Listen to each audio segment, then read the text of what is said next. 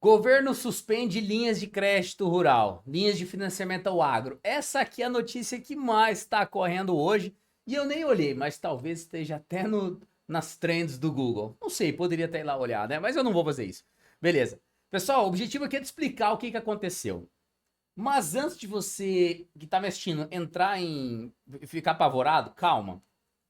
Porque isso já aconteceu no passado. Isso aqui aconteceu já lá na safra 21-22.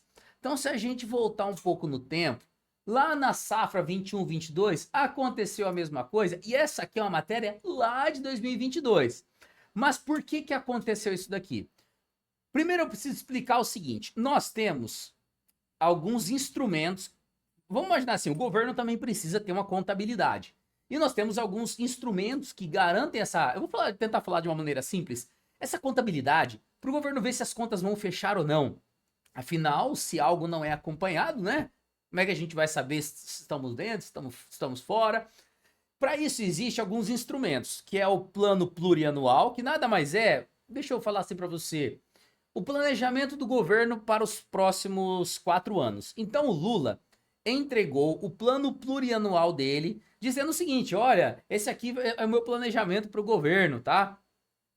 É aqui que eu vou investir, etc. Ele entrega isso até, se eu não me engano, dia 31 de agosto ou de setembro de 2023. Não vem muito ao caso, né? Mas ele entrega quase no finalzinho do primeiro ano de mandato dele. Veja, o Lula entrou em 2023, né? Então, ó, isso, ó, veja bem, mandato de Lula. Mandato de Lula. O Lula entrou em 2023, tá? Ele vai ficar 2023, 2024, 2025 e 2026. Então, veja bem comigo. Ele vai ficar 4 anos, 23, 24, 25 e 26.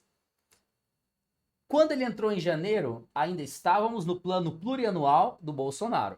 Ele entrou, com a equipe dele desenhou o plano plurianual lá em 2023 e mandou para aprovação no Congresso, lá para agosto, setembro, não lembro a época certinho, se é 31 de agosto ou setembro. E aí ele manda lá pro finalzinho do ano a aprovação do plano plurianual para os próximos 4 anos. Então o plano plurianual do Lula é para 24, 25, 26 e 27. E a gente não sabe quem vai ser o presidente em 27. O plano plurianual, existe vários instrumentos, né? O plano plurianual, a lei de diretrizes orçamentárias e a lei orçamentária anual. O que acontece? Quando o projeto de lei orçamentária anual é o governo falando o seguinte: é ele fazendo o projeto de lei orçamentária, ele faz todo ano e ele entrega lá no finalzinho, acho que é 31 de agosto que ele tem que entregar. E ele vai fazer o quê? Ele vai olhar para o próximo ano. Então, no ano passado foi entregue o projeto de lei orçamentária anual de 2025. O governo olha para 2025 e ele fixa as despesas, ou seja, posso gastar até aqui, e ele estima as receitas, porque as receitas não tem, às vezes não acontece. Se gasto está desconto, por que eu fixo as despesas? Porque se gasto está descontrolado, o que eu faço? O contingenciamento. Opa, tô gastando. É a gente. Quando a gente gasta demais no cartão, a gente faz o contingenciamento. O governo também. Vê que vai atingir ali o teto, faz o contingenciamento. Agora, das receitas não tem como. Ah, não, eu não tô arrecadando tudo que eu queria, que era arrecadar mais. Como? É complicado. Então, o que a lei orçamentária anual faz? Ela estima as receitas e fixa as despesas. Quando ele estima, quando ele fixa a despesa com a equalização do juro do plano safra, ele não olha a Selic, que é a taxa de juro básica da economia, apenas para o ano. Ele olha um horizonte de 8, 10 anos. O que aconteceu? Então, vou fechar a matéria que a gente abriu de 2022. Você já sabe que não é o fim do mundo, isso já aconteceu antes. O que acontece? Por que aconteceu em 2022 e eu vou te mostrar que o cenário está se repetindo agora. De 2021 para 2022, a gente tinha uma taxa Selic subindo. Olha para você ver, de 7,65 subindo.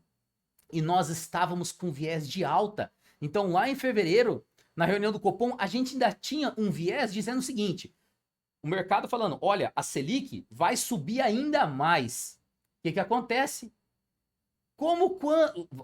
Estamos lá em 2022. Quando lá em 2021 o governo fez o projeto de lei orçamentária para 2022, então em 2021 ele fez a lei orçamentária para 2022, ele falou o seguinte, olha, queremos gastar tanto.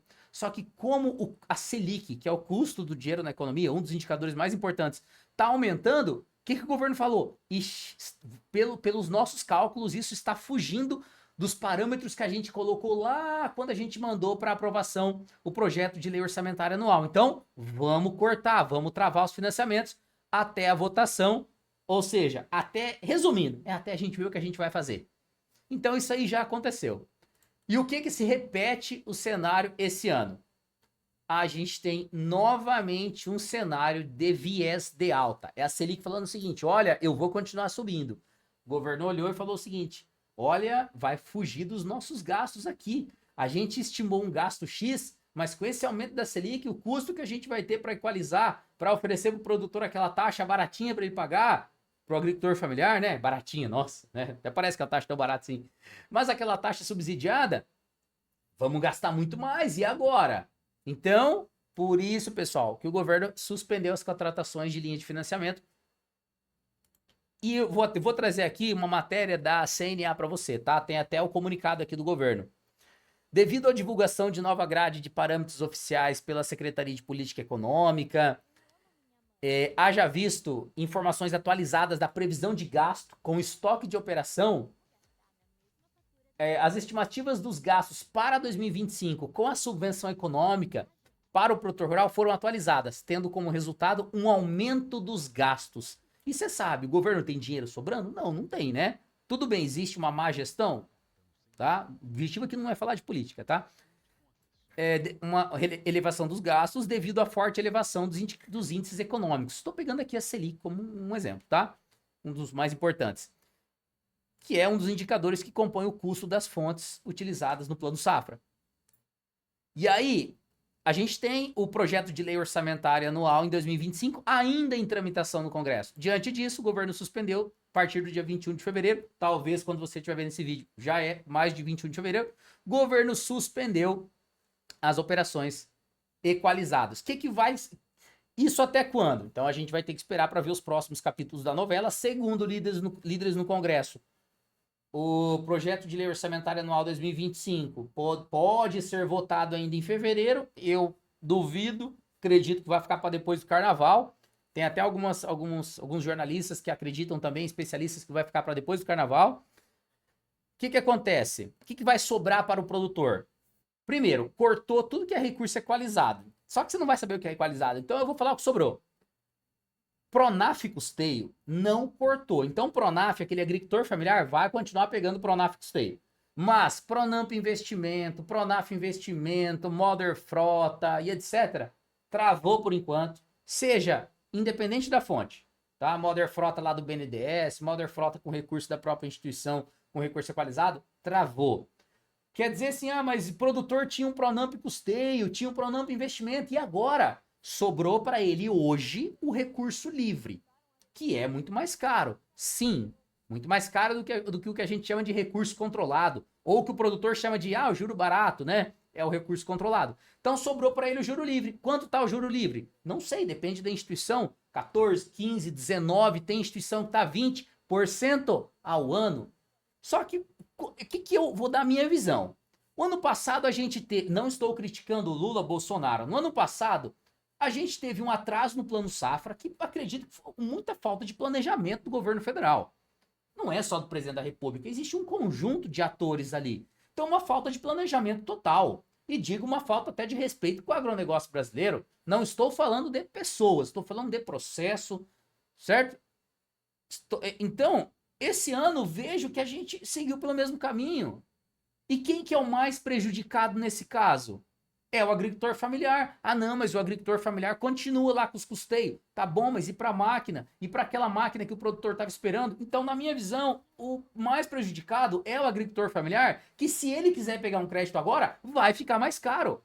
A questão é, a conta fecha para ele mais caro? Essa é a reflexão que a gente tem que fazer. Entendeu?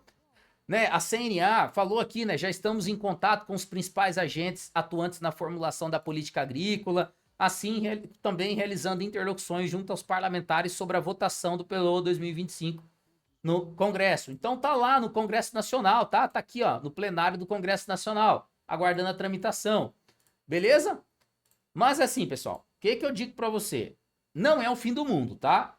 Mas resta esperar como vai ser os próximos capítulos da novela. Talvez quando você estiver vendo esse vídeo já até resolveu tudo. Quem dera, né, que fosse tão rápido assim. Eu queria muito, porque eu vejo que o mais prejudicado é quem mais precisa, que é o agricultor familiar. Então, assim, explicando rapidamente aí em 10 minutos, um pouquinho disso, mostrando para você, assim, quando o governo suspendeu também, o que ele olhou?